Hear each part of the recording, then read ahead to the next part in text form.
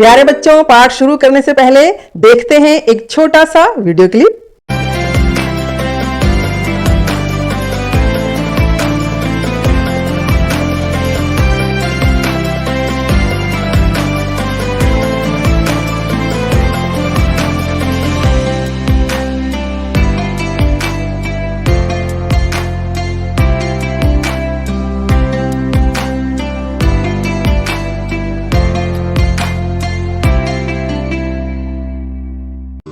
प्रिय बच्चों, सदा खुश रहो। मैं हूं सुशीला शर्मा। मेरे इस रीतम अध्ययन चैनल में आपका हार्दिक स्वागत है।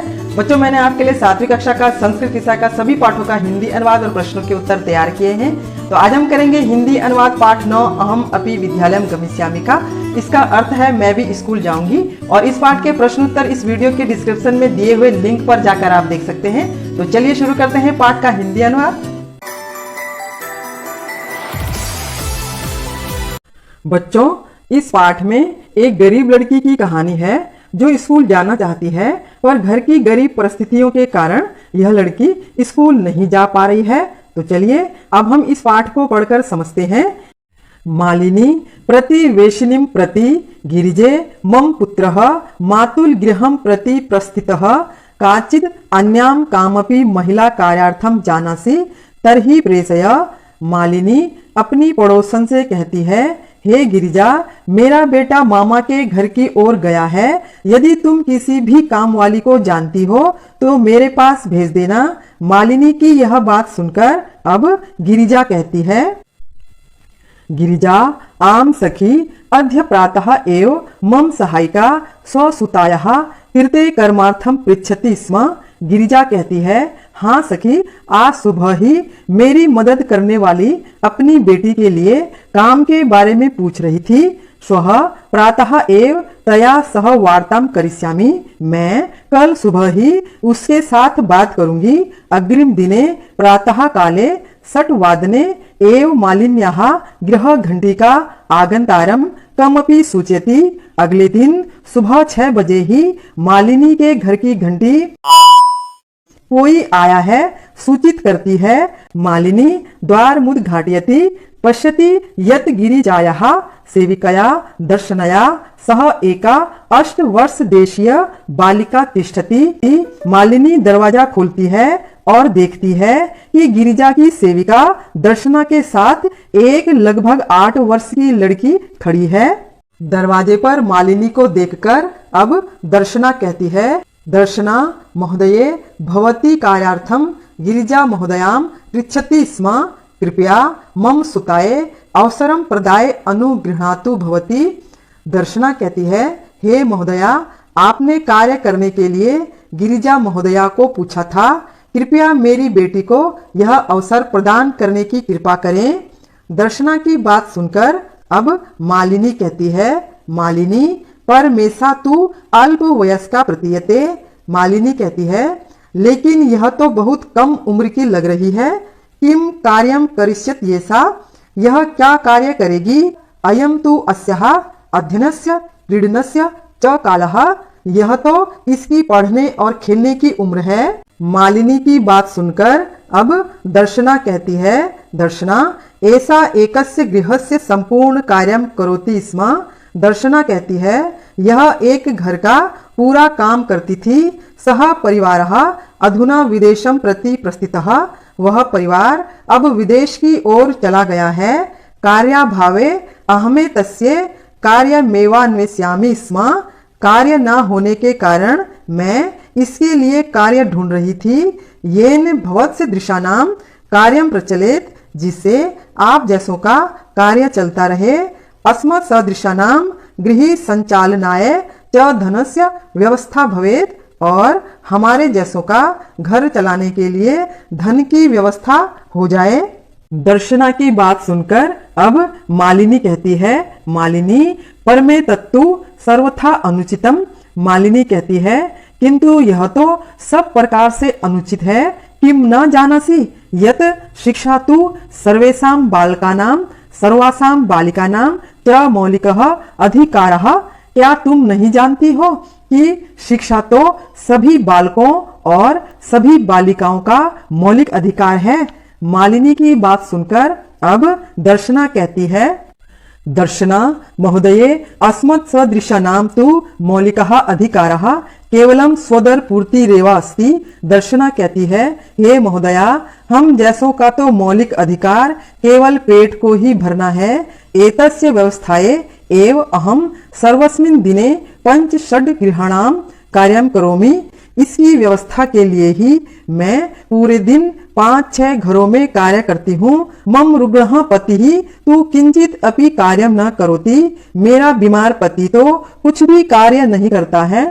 अतः अहम मम पुत्री च मिलित्वा परिवारस्य भरण पोषणं कुर्वः। इसलिए मैं और मेरी बेटी मिलकर परिवार का भरण पोषण करते हैं। अस्मिन् महार्घता काले मूलभूतावश्यकतानां कृते एव धनम पर्याप्त न भवति। इस महंगाई के समय में जीवन की जरूरी आवश्यकताओं के लिए ही धन पूरा नहीं हो पाता। तर्हि कथम विद्यालय शुल्कम गणवेशम पुस्तकान्यादिनी क्रेतुम धन मान्यस्यामि। तो कैसे स्कूल की फीस और स्कूल की ड्रेस, कपड़े व किताबें खरीदने के लिए पैसे कहाँ से लाऊंगी। दर्शना की बात सुनकर अब मालिनी कहती है, मालिनी अहो अज्ञानम भवत्याः। मालिनी कहती है, अरे तुम तो बिल्कुल अज्ञानी हो। किम न जानसि यत नवोत्तर 2009 तमे वर्षे सर्वकारेण सर्वेषां बालकानां सर्वासां बालानां कृते शिक्षायाः मौलिक अधिकारस्य घोषणा कृता। क्या तुम नहीं जानती हो कि 2009 में सरकार ने सभी बालकों और सभी बालिकाओं के लिए शिक्षा के मौलिक अधिकार की घोषणा की।